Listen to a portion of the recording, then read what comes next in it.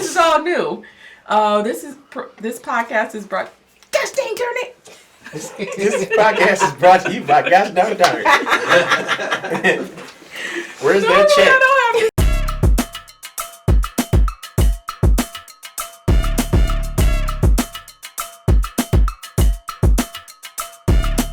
Hello, everybody, and welcome to the Idea Room, where innovation meets inspiration.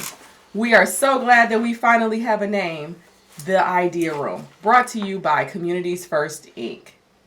Well, today we are going to have a fantastic conversation, and we have some lovely folks with us. But before we introduce them, I want to ask you, Mr. Wilson, how's it going? How are you doing today? Hey, Essence, I'm feeling great. It's an exciting day here at the Idea Room. I can't believe that we're here already launching our third episode. It's interesting when you come to a time like this and you look at these different shows that we've had now and starting to realize that all you have to do, like we talked about again, is just get started. So hopefully get better and better as we go along. So I'm excited about the journey that we're about to take with the podcast for Communities First and the work that we're going to be doing and here with Renee and Ashley and just hear about some of the great work, because I think sometimes people put us in a box, and we talked about that in the previous podcast, and now we're going to have an opportunity for people to learn some more. So this is really exciting. Yeah, for sure. And we're going to have an opportunity in these conversations at the Idea Room to dig deeper into how we are building healthy, vibrant communities. And also we'll have a chance to chat with staff, with volunteers, and also other members of the community to find out what's going on in their world as we allow innovation to meet inspiration. So, as we talk about our exciting work, we have with us two very, very special people who are near and dear to my heart and near and dear to our work. She didn't say our heart.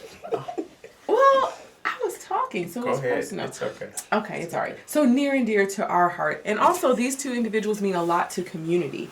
So today we have with us Ashley Strozier, who is one of our family mobility coordinators. And we also have with us Renee Kent, who is our Vice President of Special Projects here at Communities First. Welcome, welcome, welcome. Are you excited to be here? Unsure. I was going to let you go first.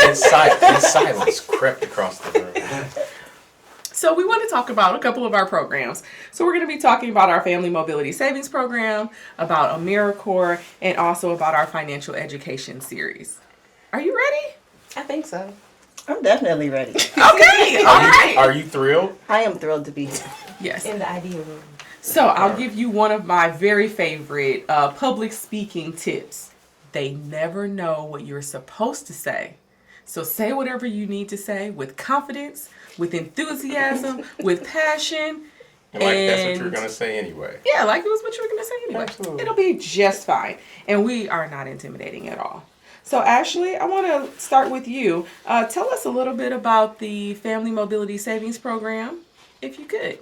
The Family Mobility Savings Program was an excellent opportunity for us to provide additional support to families in the Detroit area and also encourage them to be useful with the savings account that we were able to provide them, but also some additional support that make their day-to-day life easier. We provided them some budgeting help, helping them through whatever challenges they may be facing individually as families, helping them reach some goals, connecting them to resources that will help them make those goals long-standing. And it just depended on the individual. Everybody had a different need, everybody had different goals, but at the end of the day, we were able to make success with all of our clients. And it was a beautiful experience. And just to know that we made a difference. We had a different level of impact with the individuals that we were working with, and we know we made a huge difference. Yeah.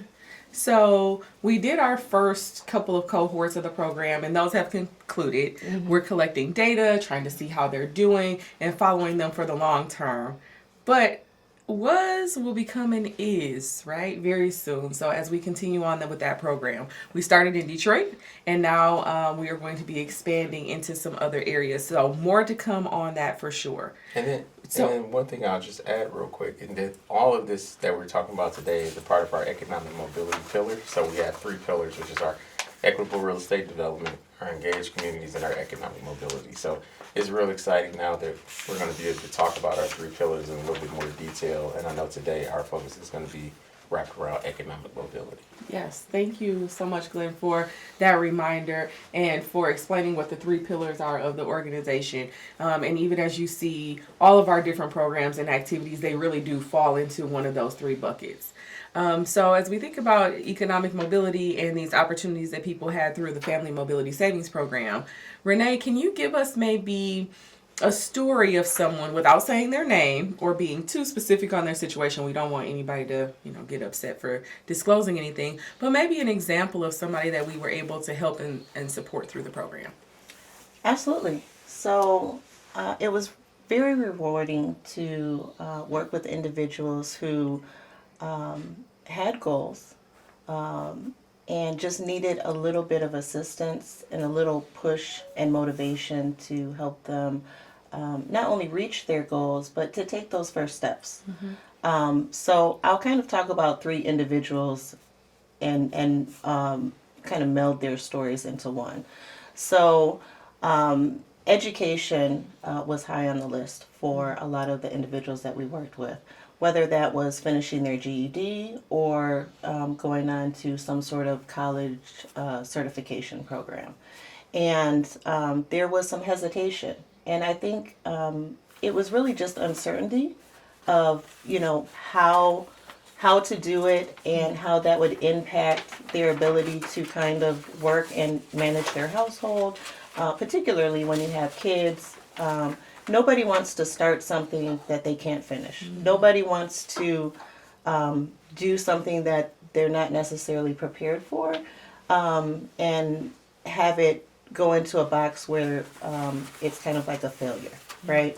So really kind of providing some hand-holding and walking people through the process, showing them, I don't want to say how easy it is, but how accessible opportunities are when it comes to GEDs or secondary education, and the different options versus where you have in person versus virtual.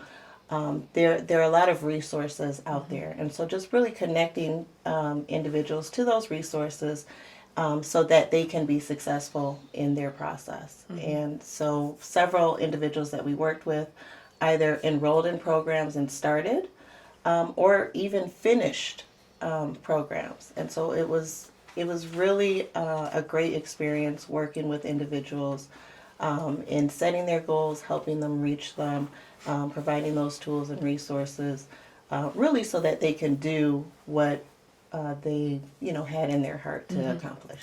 Yeah. I remember getting a call from one of the participants, and she had been very consistent. One of the coaches or myself interacted with her at least a couple of times a week, and so she called, and as we were wrapping up the program, and my immediate thought was, okay, so how am I going to be able to support today?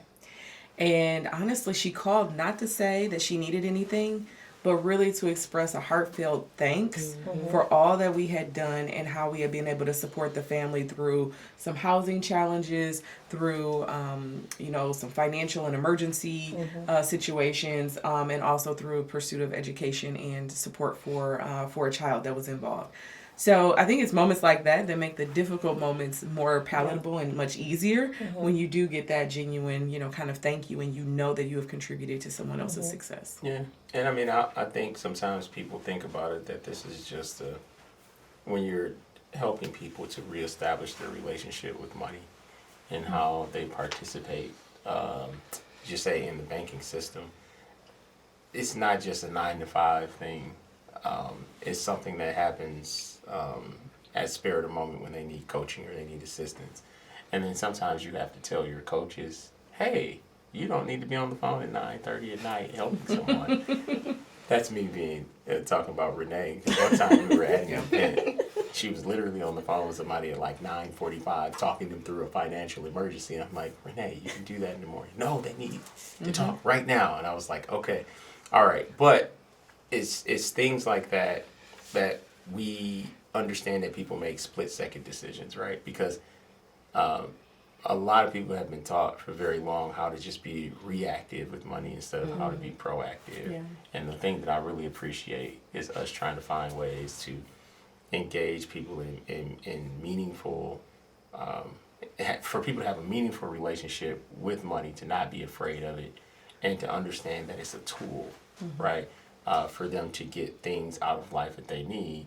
And as we talk about often as a team, it's very expensive for people to be poor, and people don't understand the level of resourcefulness that an individual with less resource has to use in order to engage in things that we take sometimes for granted. So, a person that has to choose between my kid being in an after school program and not having transportation, or me getting to the pharmacy by 9 o'clock and I don't have a car. Is it important for my kid to go there, or is it important? So as we were working through this program, I think the thing that was interesting to me is that we said, hey, there's value in you making sure that your family has more economic mobility, because doing that allowed us to remove a burden from them and saying, your time is worth something. Whereas a lot of people that are low income, their lives, when they go to places, people don't look at it as valuable, so they treat them with disdain, or they treat them with a less than, not realizing that this person is walking in the door and you don't know what they had to go through to get there. So I think that's what I appreciate a lot about some of this programming that we're talking about. I know we're going to talk about a little bit more, but those are some of the things that I really appreciate, is just seeing that there are ways for people to really get in the place of saying, okay, let me take a second. Let me understand what's happening with my financial situation, and how do I make a better choice that's not just going to impact me now, but something that may impact me in the future, right? So it's like, don't make a long-term bad decision for short-term, for something that's happening in a short-term problem, right? So Yeah, for sure. And I think of two things. Long time ago, somebody told me that, it's not just how much money you make, it's also how much money you can keep. And so, we work with folks on budgeting and help them work through, where they're spending money. And sometimes we just realize that there is just not enough money to cover all of the expenses. And we wonder, how is that person making it day to day? How are they, surviving? And to be able to work with families over the course of 6 months to a year, and to help them see a path forward from survival and surviving to thriving, has been an amazing experience. So I want to thank you both for serving as coaches, and also thank you, Glenn, for believing in that work, believing in that vision, and allowing resources to be allocated so that we could try out that program. So Ashley, as we think about the next iteration of this, we have an AmeriCorps program that we're launching, and our focus really is on this economic mobility work and on, financial education. So can you just give us a little short brief, a little pitch about the AmeriCorps program and what we're looking for?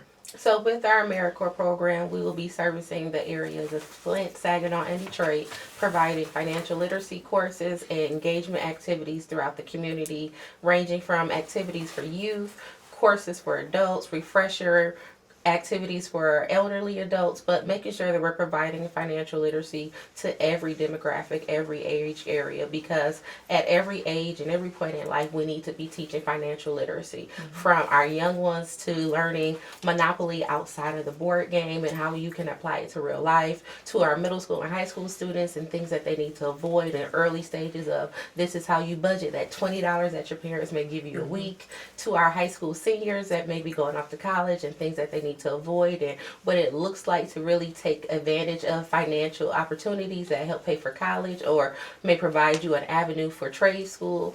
Just different points of life where if this was something that was offered to me when I was 18, 19, 20, it would just be a different learning experience. So I'm looking excited to having this team of 18 AmeriCorps workers that will be serving time with us, serving the community, and they'll be learning as well, because we can't expect our team to go out and teach if they don't take advantage of the skills as well. So I'm really excited about it. It's not going to be your average financial literacy, sit down, take some notes. It's going to be interactive, it's going to be fun, and it's going to make it so that the information that we want you to know really grasps and takes on and, changes your life. Absolutely. A lot of times we see financial literacy or other kinds of programs like that where people come, they get the information, they kind of stockpile it. It's great, but we want to see people actually put it into play, put it into action so that their financial futures can be different. So Renee, I'm curious. You are, I would call you a reformed banker, is how I refer to you. You're in recovery. Yes, still in recovery. Still in recovery. Apologize for any trauma that you may have experienced. No, I'm just kidding. But I'm just curious why you've sat on the other side of the table and had to work with folks through loan processes or establishing accounts or what have you, and you've been able to see the other side. So why is this work important?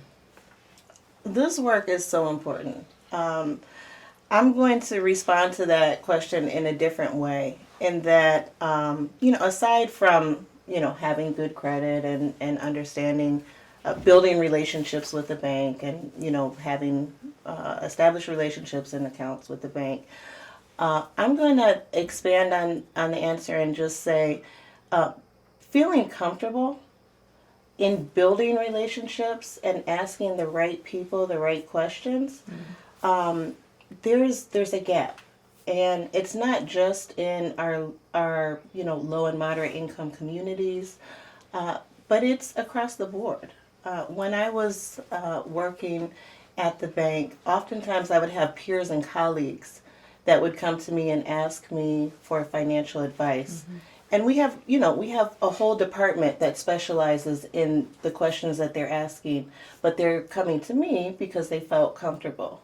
And so I recognized early on that there's a disconnect between the individuals that actually have the answers and work in the fields that people have questions about, to people feeling comfortable talking, to those professionals. So when we think about topics like bankruptcy and insurance and investing and retirements, we have professionals that specialize in that. But oftentimes when there's a question, folks ask their neighbor, a family member, somebody in the barber shop, like, hey man, what you think, right? So we're really about not only providing, TikTok, right? oh my goodness.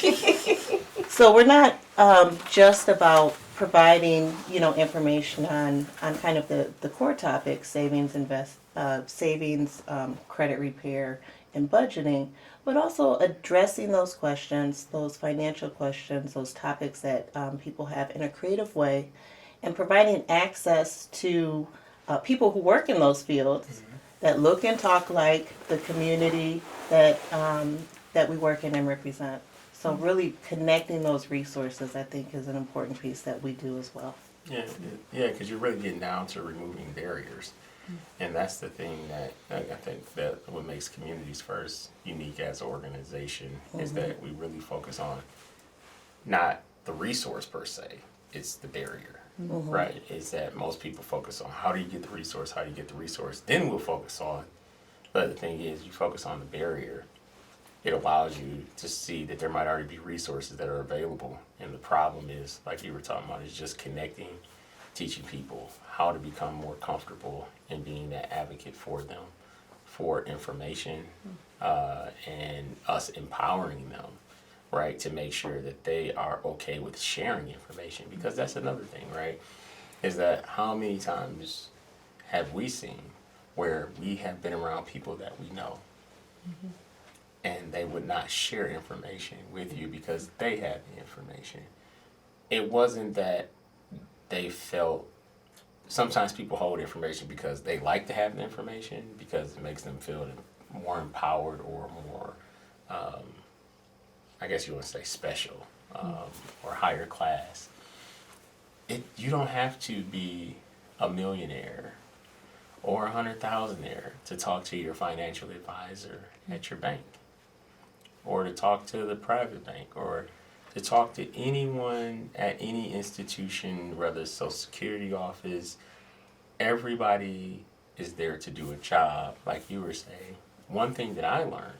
And those services are free. Yeah, they're free, right, exactly. They're included with your bank account. Yeah. And one thing that I realized, even in real estate, you don't get what you don't ask for, and when you don't know what to ask for, people are not sometimes going to give you that information. So, and then don't feel bad for asking for something that they offer because of a pride issue. So sometimes it can be pride, like I should know this because I'm grown. And that is like the thing that I had to break down in myself of certain things I didn't know growing up. And I said, I need to just start asking people these questions. They might seem very basic, and it seems like maybe I should know about this, but I don't. And I just have to pick up the phone and ask people. And I realized that people were right there ready to answer the question to help put you on an accelerated path to helping you catch up, because you can sit there and let time go by for a very long time. I know one individual that didn't start their retirement to their 50s because they didn't want to ask someone about what they needed to do to establish it at the company that they were with. And they were on the back end of their life trying to figure out, oh crap, I've been at this company for 20 years and didn't put any real money into my 401k. So when you think about that, is like you said, Renee, it didn't just have to do with people that have less resource. These are individuals that make more, but just don't understand what it means to be economically empowered, right? And having that trust within the system to ask people those questions.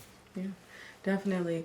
And I think, you speak to some of the barriers and the challenges that folks might face. And as we're working with individuals, there are a couple that come to mind for me. We've had individuals that had issues comprehending information, or maybe some cognitive challenges that they may or may not be aware of.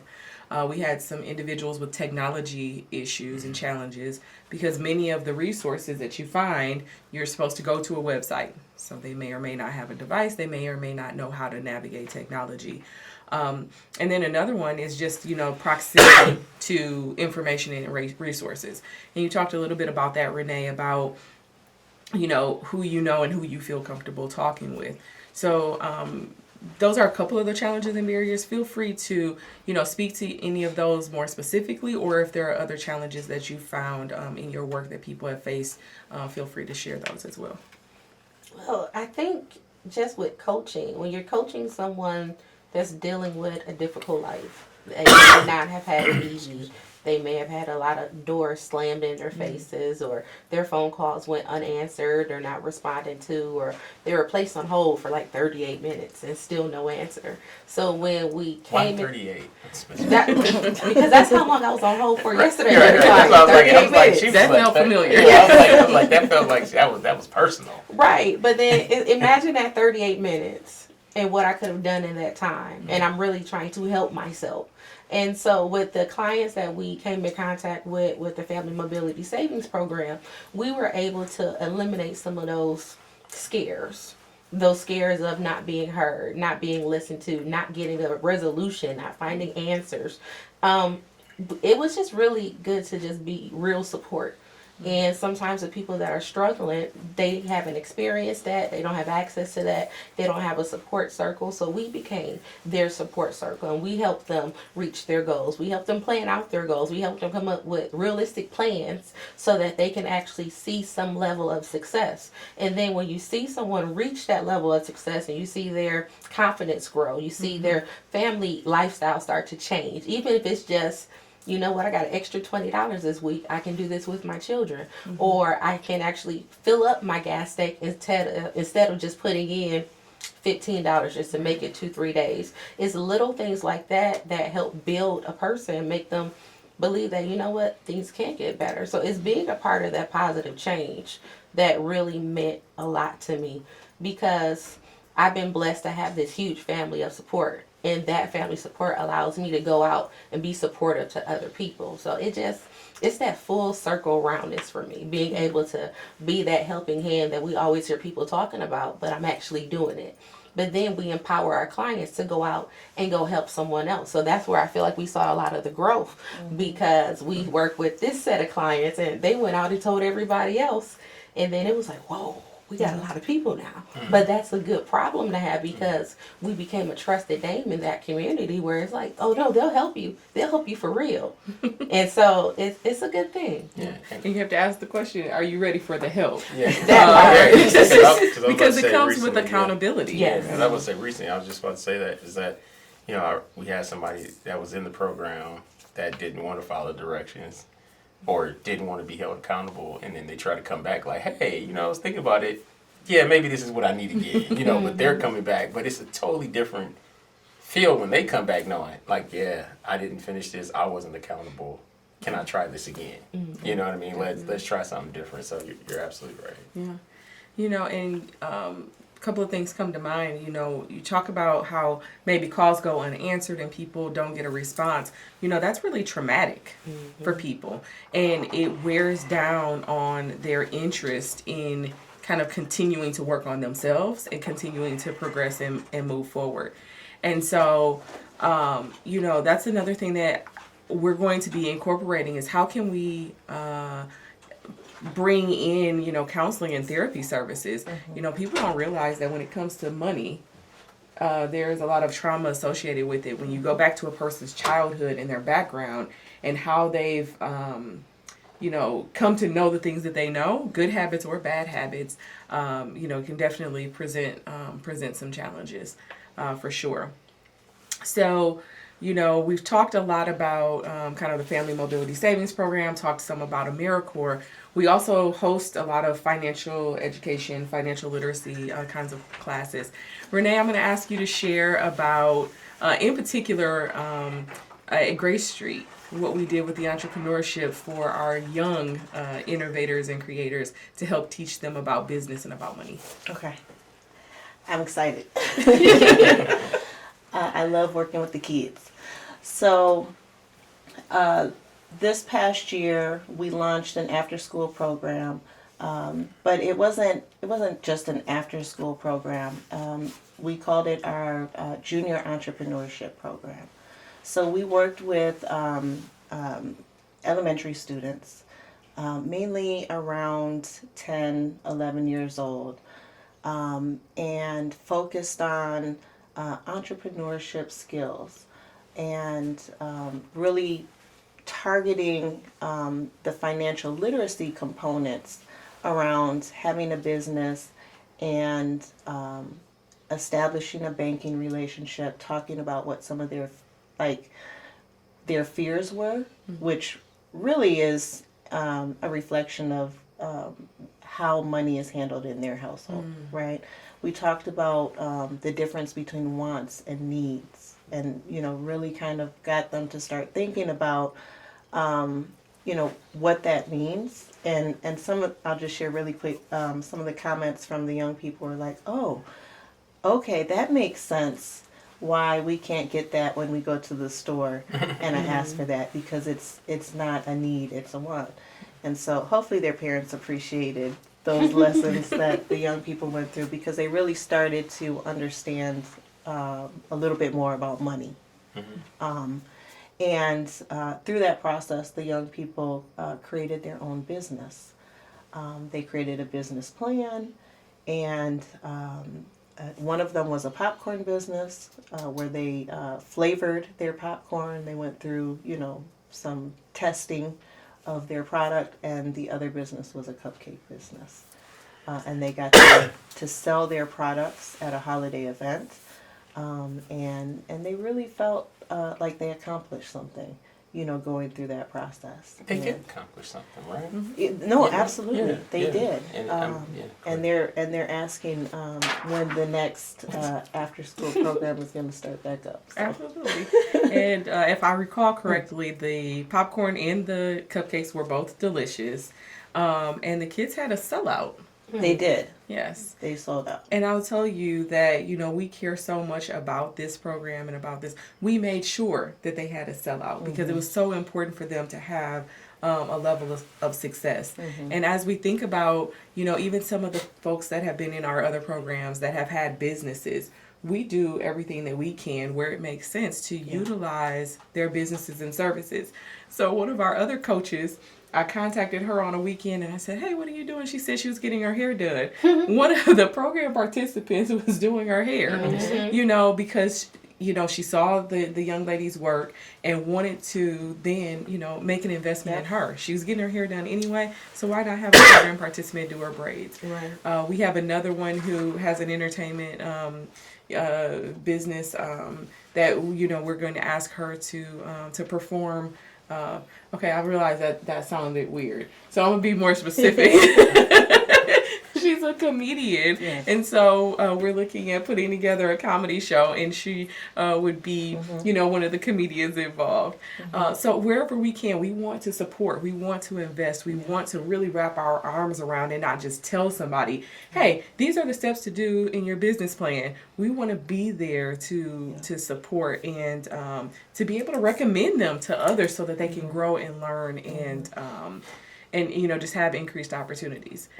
And so I was going to say, when you're talking about young people, if we just want to add to that and kind of just go to the next level, Renee, one of our young people, as far as high schoolers, one of their favorite programs, is MAD, right? Yes. And so people ask me, where did MAD, the name, come from? And so I played at a college called Northwood University in Midland, Michigan. We had a coach named Pat. What did you play? Soccer? Hockey? Wow, I said football. You didn't say football. Did he say football? I thought I said football. You said you just played. Go ahead. Football. Maybe I thought I said What play position college did you- football. What position? All of them.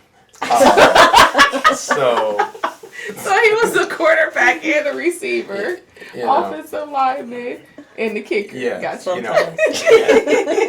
No, Whatever was needed. No, I'm sorry, go ahead. Seriously though, but to think about what happened, Coach Reba had a thing where you come outside and it said MAD, which was make a difference.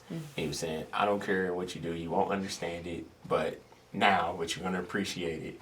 But when you come out here, you gotta think about making a difference, and that means it's something that's bigger than yourself, something that's bigger than the community.